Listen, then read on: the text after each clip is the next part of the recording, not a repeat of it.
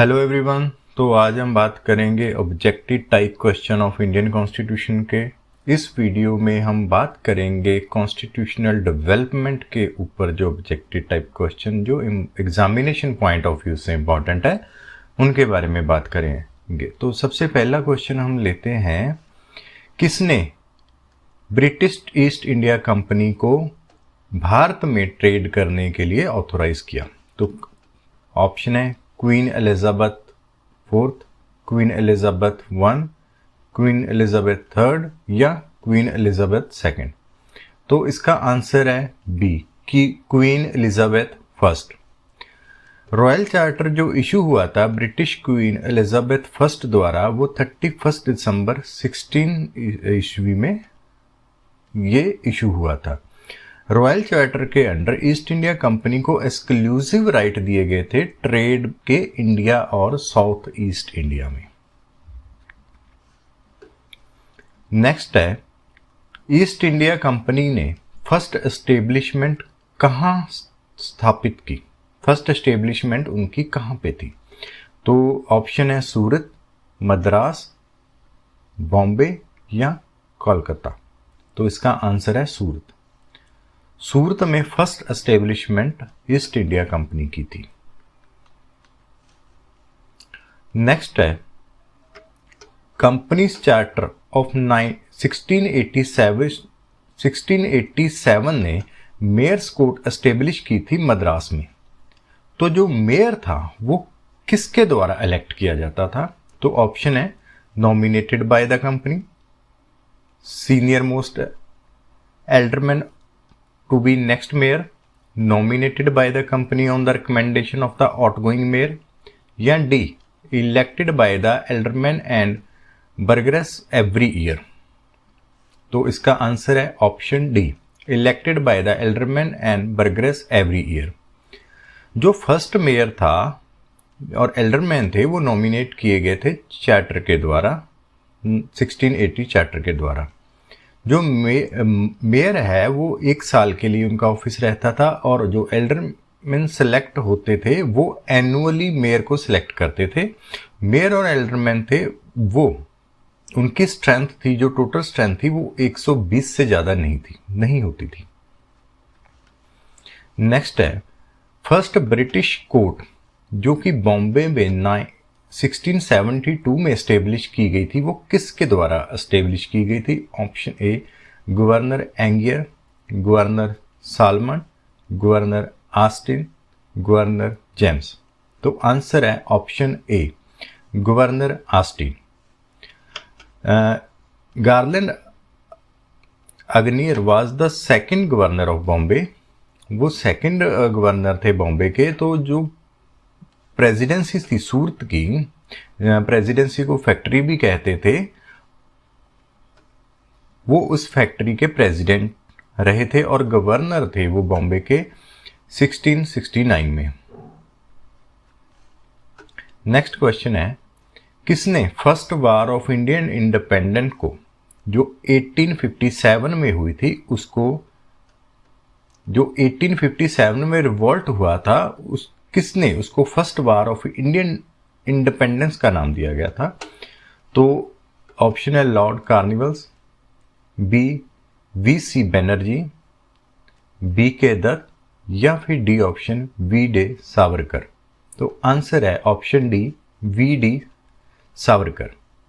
ये जो टर्म है फर्स्ट वार ऑफ इंडिपेंडेंट वो पॉपुलर की गई थी बाय विनायक दामोदर सावरकर, वी.डी. सावरकर ने, जिन्होंने अपनी बुक जो 1909 में लिखी गई थी history of war of Indian independence, जो कि ओरिजिनली मराठी में लिखी गई थी। नेक्स्ट है, किस एक्ट के द्वारा गवर्नर जनरल इन काउंसिल जो कि कलकत्ता में एस्टेब्लिश की गई थी एज ए सेंट्रल अथॉरिटी? तो ऑप्शन है regulation act 1773, Pitt India act 1784, charter act 1793 या चार्टर एक्ट 1833। तो इसकी आंसर है option A the regulation act of 1773। ये एक ब्रिटिश पार्लियामेंट एक्ट था जो कि गवर्नर इसमें गवर्नर जनरल थे Lord Warren Hastings was the first governor general of India थे। अब नेक्स्ट है रेगुलेटिंग एक्ट 1773 का मेन ऑब्जेक्टिव क्या था? तो ऑप्शन है addressing the problem of management of company in India, B addressing the problem of dual system of governments instituted by Lord Clive, C to control the company which had morphed from the business entity to semi sovereign political entity, या D all of the above. तो answer है all of the above. तो जो main objective था 1773 के regulating act का, एक तो उसमें जो मैनेजमेंट कंपनी की ईस्ट इंडिया कंपनी में दिक्कत अलग अलग आ रही थी, उसको उनकी जो प्रॉब्लम था उनको सॉर्ट आउट करना था। उसके बाद जो ड्यूल सिस्टम गवर्नमेंट्स का था उनको उनकी जो प्रॉब्लम थी उसको डिस्कस करना था। और थर्ड जो थी, जो एक बिजनेस एंटाइटी के रूप में, एक बिजनेस कंपनी के रूप में ईस्ट इंडिया कंपनी भारत में दाखिल हुई, बट उन्होंने धीरे धीरे करके अपनी पॉलिटिकल इंटरफेरेंस बढ़ा दी, जिसकी वजह से वो एक बिजनेस को कम होता गया उसकी, और पॉलिटिकल इंटरफेरेंस या पॉलिटिकल एक्टिविटी उसकी बढ़ती गई।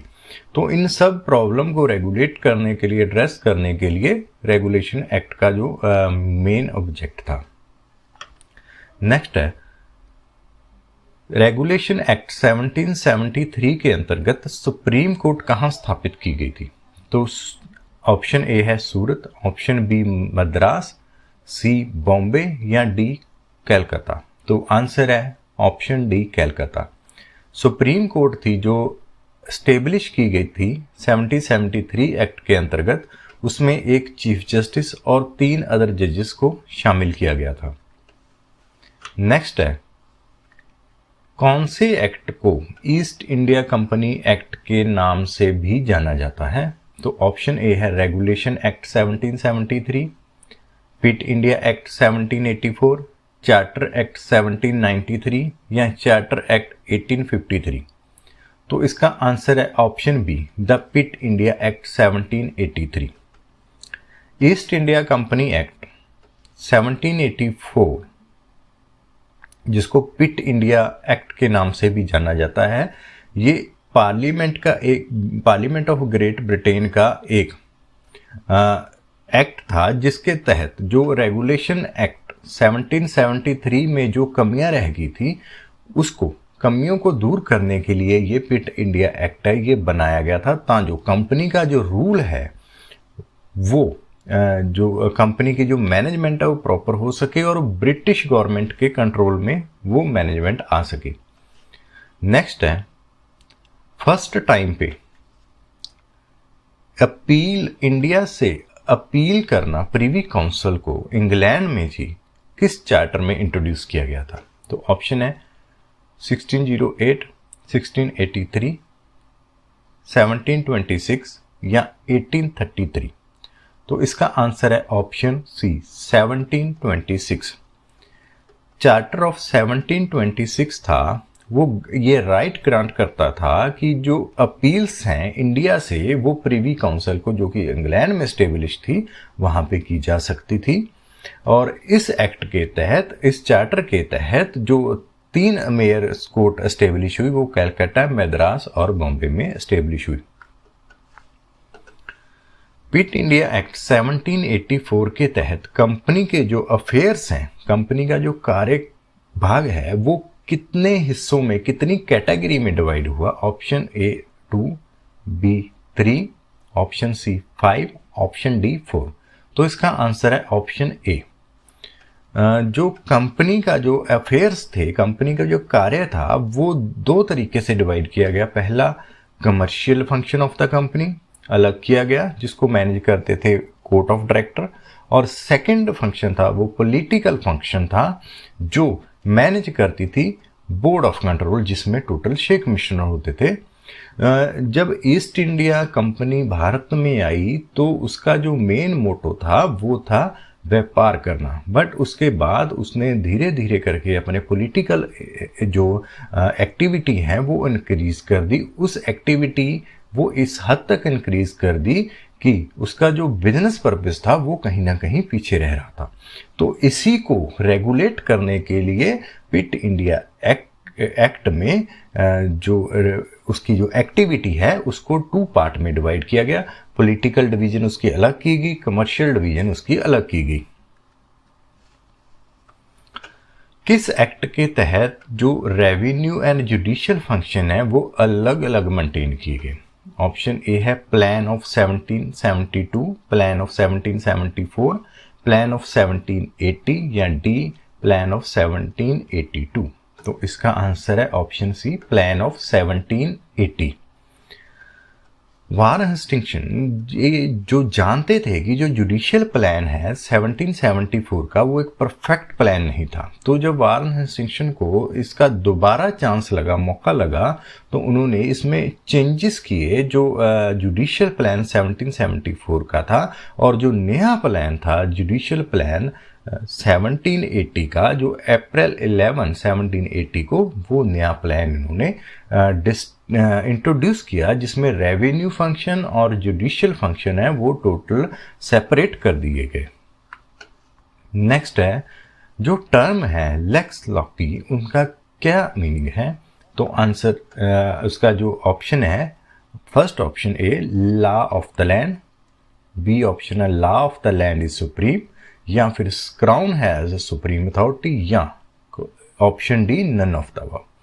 तो इसका आंसर है option A law of the land.